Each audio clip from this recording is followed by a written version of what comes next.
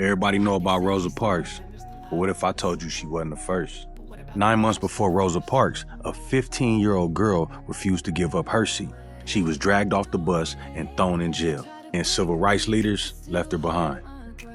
This is the real-life story of Claudette Colvin, the teenager who sparked the movement but was erased from history. The year is 1955. Montgomery, Alabama is deep in the Jim Crow South. Buses are segregated. Blacks gotta sit in the back. Man, you already heard this story before. If a white person need that seat, you gotta give it up. And if you don't, you getting arrested, or worse. We all know this wasn't just law. This was a system designed to break black people. But on March 2nd, 1955, one teenage girl refused to be broken. Claudette Colvin was just 15 years old. On her way home from school, she took a seat on the bus, tired after a long day. A white woman demanded her seat. The driver ordered Colvin and 3 other black girls to move. The others got up. Claudette didn't. The bus driver told her to get up. She looked at bro and said, "It's my constitutional right to sit here." The driver called the police. Police came and drug her off the bus. She screamed, "It's my constitutional right," as they drug her off the bus and handcuffed her.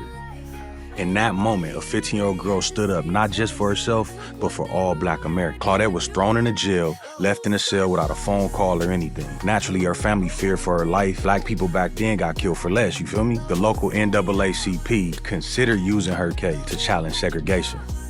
But then something happened. They just backed off. Why? I don't know. Because she was dark-skinned, poor, pregnant. Civil rights leaders unfortunately didn't think she was the right face for the movement. They waited 9 months before backing Rosa Parks. In my opinion, Claudette's moves was just too raw and too real for some carefully constructed movement, you know what I mean? Even though the NAACP abandoned her, she never quit fighting. She became one of the key plaintiffs in Broder versus Gale, the case that officially struck down segregation. In 1956, the Supreme Court ruled that bus segregation was unconstitutional. What Lil Mama tell them? It's her constitutional right, but still history erased it. Claudette's defiance lit the spark, and in my humble opinion, they gave Rosa Parks the credit. Even though the movement ain't really back her like that, Claudette wasn't alone. She had people like Fred Gray, black attorney who took her case when others wouldn't. Gray went on to later become a major civil rights lawyer. Joanne Robinson, a leader in the Women's Political Council. Robinson quietly supported her case, but supported it nonetheless. The other plaintiffs in Broder versus Gale, it was a group of black women,